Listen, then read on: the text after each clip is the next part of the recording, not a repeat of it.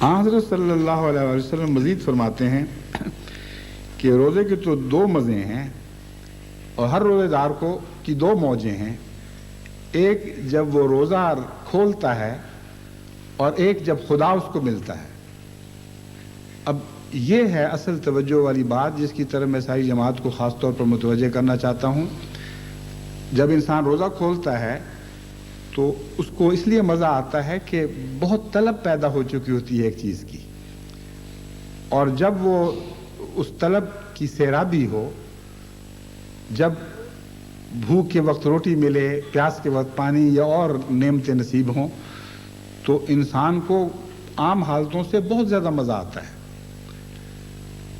اگر رمضان میں سے ہم گزر جائیں اور بھوک کی طلب اور اس کے بعد اس طلب کی سیرابی سے تو واقف ہوں، لیکن خدا کی طلب اور خدا کے دیدار کی لذت سے ناآشنا رہیں، تو یہ رمضان ایک بے معنی اور بے حقیقت سا رمضان ہو جائے گا اور اپنے مقصد کو کھو دے گا، کیونکہ مقصد یہ بیان فرمایا انی قریب، تم رمضان میں سے گزرو تو مجھے اپنے قریب پاؤ گے۔ مقصد یہ بیان فرمایا کہ میں روزے دار کی خود جزا بن جاتا ہوں۔ بس وہ کیسا رمضان ہے جس میں بھوکے رہنے کی جزا تو ملتی ہو لیکن روح کو تشنگی کی کوئی جزا نصیب نہ ہو، اور اس کا تعلق تشنگی سے بھی ہے، تشنگی ہی محسوس نہ ہو۔ بس اگر تشنگی محسوس نہ ہو، یعنی خدا کی طلب پیدا نہ ہو اور اس کے لیے دن بدن زیادہ خواہش بڑھتی نہ چلی جائے، تو یہ مرض ہے۔ وہ مریض جو لمبا عرصہ بھوکا رہتے ہیں اور اس کے باوجود کھانے کی خواہش پیدا نہیں ہوتی، ان کے کھانے کی خواہش نہ پیدا ہونا ان کے لیے نعمت تو نہیں ہے کہ وہ تکلیف نہیں ہو رہی، کھانا نہیں کھاتے کوئی فرق نہیں پڑتا۔ یہ علامتیں گہرے مرض میں ظاہر ہوتی ہیں، اور کھانے کی طلب نہ ہونا یہ بات ظاہر کرتا ہے کہ مریض دن بدن موت کی طرف حرکت کر رہا ہے، اور اس کی زندگی کی آخری جو گہری زندگی کے سرچشمے ہیں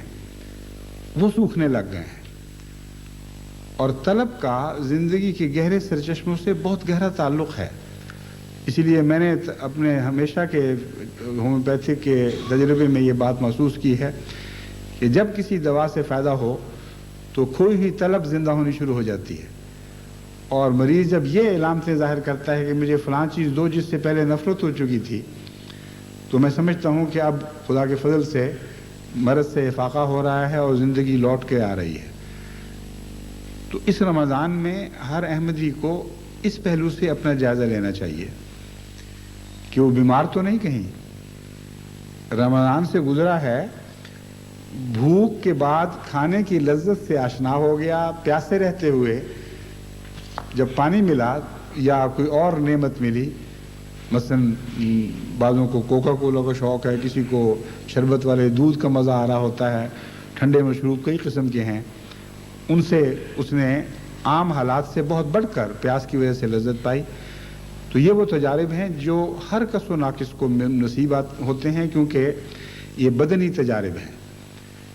لیکن رمضان کا مقصد اللہ تعالیٰ فرماتا ہے تکلیف دینا نہیں ہے،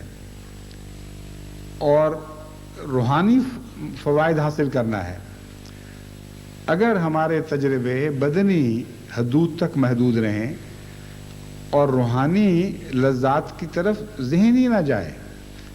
تو اس کا مطلب یہ ہے کہ عسر تو ہم نے حاصل کر لیا، یسر حاصل نہ کی۔ کیونکہ قرآن کریم جب فرماتا ہے کہ اللہ یسر چاہتا ہے، تو یہاں وہ یسر مراد ہے جو خدا تعالیٰ کے لقاء کا یسر ہے، جس کا قرآن کریم کی ایک اور صورت میں ذکر ہے، فَإِنَّ مَعَ الْعُسْرِ يُسْرًا إِنَّ مَعَ الْعُسْرِ يُسْرًا فَإِذَا فَرَغْتَ فَانصَبْ وَإِلَىٰ رَبِّكَ فَارْغَب۔ وہاں یسر کی اعلیٰ درجے کی تعریف قرآن کریم نے خود بیان فرما دی۔ فرمایا اے محمد صلی اللہ علیہ وسلم، ہر تنگی کے بعد، عسر کے معنی ہے تنگی، یسر کا معنی ہے آسانی، فرمایا ہر تنگی کے بعد ہم نے آسانی رکھ دی، ہر تنگی کے بعد ہم نے آسانی رکھ دی، اور تیری آسائش کا منتہا یہ ہے کہ تو خدا کی عبادت کر، پس فاذا فرغتا، پس جب دنیا کے دھندوں سے، دنیا کی مصیبتوں اور مشکلات سے تو فارغ ہو جایا کر، فنصب، خدا کے حضور کھڑا ہو جایا کر، وَإِلَىٰ رَبِّكَ فَارْغَب، اور اپنے رب سے اپنا یسر چاہ۔ تو وہ یسر جو اس صورت میں بیان ہوا ہے وہی یسر یہاں مراد ہے، کیونکہ یہاں بھی لقائے باری تعالیٰ کے مضمون پر یہ آیات منتج ہوتی ہیں، وہاں تک جا کر انتہا پکڑتی ہیں۔ روزے کی تنگی اللہ تعالیٰ کے نزدیک مقصود بذات نہیں ہے، بلکہ اس کے نتیجے میں ایک آسائش پیدا کرنا مقصود ہے۔ یاد رکھو کہ اگر تم نے اس آسائش کو نہ پایا تو روزے کی تنگی محض بیکار جائے گی، اور تمہارے اوپر یہ بات صادق آئے گی کہ ہر عسر کے ساتھ عسر ہی ہے اور اس کے بعد کوئی عسر نہیں ہے۔ پس دنیاوی آسائش کو جو ہر بدن کے ساتھ وابستہ ہوتی ہے، جو تنگی کے بعد، تنگی دور ہونے پر انسان محسوس کرتا ہے، اس کو مقصود نہ سمجھیں۔ یہاں یسر سے مراد وہ اصطلاحی یسر ہے جس میں اللہ تعالیٰ کی لقاء مراد ہے، اور قرآن کریم نے خوب کھول کر بیان فرما دیا کہ انی قریب، میں قریب ہوں، بطور جزا کے تمہارے قریب ہوں۔ حضرت صلی اللہ علیہ وآلہ وسلم نے اس مضمون کو خوب روشن فرما دیا۔ تو یہ رمضان اس بات کی نگرانی کا رمضان بنا دیں کہ آپ اور آپ کے اہل و عیال لقائے باری تعالیٰ کی تلاش کریں، اس کے لیے دل میں طلب پیدا کریں اور پیاس پیدا کریں، اور اور اگر یہ نہیں ہوتا تو پھر بیمار ہیں، پھر اس بیماری کا علاج ضروری ہے۔ حضرت اقدس مسیح موعود علیہ الصلوۃ والسلام کے متعلقہ ملفوظات میں بہت سے مضامین پھیلے پڑے ہیں جن کا رمضان سے تعلق ہے، اگرچہ تحریروں میں بھی ہے، لیکن ملفوظات میں جو بے ساختگی پائی جاتی ہے اور جو گہرا اثر پایا جاتا ہے وہ اپنا ایک الگ مزاج رکھتا ہے، اور میں سمجھتا ہوں کہ عام تربیت کے لیے ملفوظات کا استعمال بہت زیادہ فائدہ مند ثابت ہوتا ہے۔ پس متعلقہ ملفوظات کو جماعتوں کو بھی تلاش کر کے عام کرنا چاہیے، اور اس رمضان میں انتظامیہ کو یہ کوشش کرنی چاہیے کہ زیادہ سے زیادہ روحانی تربیت کی طرف توجہ ہو اور مقصود بذات خدا تعالیٰ ہو، یعنی اس رمضان سے گزر کر اولیاء اللہ پیدا ہوں، اس رمضان سے گزر کر اولیاء اللہ اعلیٰ درجے کے معنوں میں نہ صحیح مگر ایسے کثرت سے احمدی پیدا ہوں جو خدا کے قرب کا لطف اٹھا چکے ہوں، جن کی باتوں کا خدا نے کسی نہ کسی رنگ میں جواب دے دیا ہو،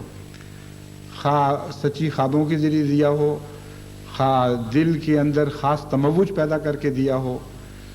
بعض دعاؤں کی حالتوں میں غیر معمولی طور پر گریہ کی توفیق عطا فرمائی ہو اور اس کے نتیجے میں سکینت بخشی ہو۔ کئی طریق ہیں اللہ تعالیٰ کے قرب کے اظہار کے، کچھ چھوٹے چھوٹے ابتدائی ہیں اور کچھ ایسے ہیں جو آگے بڑھتے ہوئے اولیاء اللہ کے قریب ہو جاتے ہیں، اور پھر انسان وہ لطف بھی اٹھاتا ہے جو اولیاء اللہ کے لطف ہیں۔ اور جب میں اولیاء اللہ کی بات کرتا ہوں تو اس میں تمام انبیاء شامل ہیں۔ سب سے بڑا ولی نبی ہوا کرتا ہے، اور اولیاء اللہ کی اصطلاح عملاً روحانی مراتب میں سے 4 مراتب پر اطلاق پاتی ہے، یعنی صالح، شہید، صدیق اور نبی۔ پس ان معنوں میں، وسیع تر معنوں میں، ہمیں خدا تعالیٰ کا ولی بننے کی کوشش کرنی چاہیے، اور روزہ ہمیں اس ولایت کے حصول کے قریب تر کر دیتا ہے۔ سب سے بہتر سواری جس پر بیٹھ کر ہم خدا کے قرب اختیار کر سکتے ہیں وہ روزے کی سواری ہے،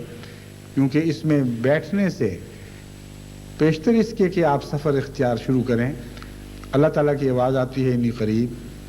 یعنی اگر صحیح معنوں میں آپ روزہ دار بن جائیں، اس کے سارے حقوق ادا کریں، تو اللہ تعالیٰ کی قرب کی آواز آپ کو عطا ہوگی۔ اس ضمن میں سارے گھر کا ماحول درست کرنے کی ضرورت ہے۔ مثلا